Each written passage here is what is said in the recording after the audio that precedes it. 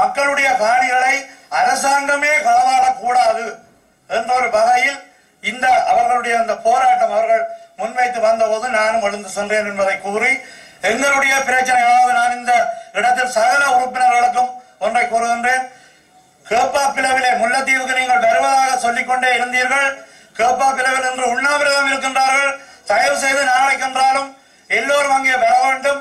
அந்த மக்களுடைய காணிகளுக்கு அந்த மக்கள் மீள குடியேற வேண்டும் என்ற ஒரு நோக்கத்துக்காக எதிர்கட்சிகள் உட்பட அனைவரும் அந்த மக்களுடைய போராட்டத்துக்கு ஆதரவு தர வேண்டும் என்று இந்த அவையிலே ஆணித்தரமாக கூறிக்கொண்டதோடு முள்ளிவாய்க்கால் காணியும் எங்களுடைய மக்களுக்கு சேர வேண்டும்.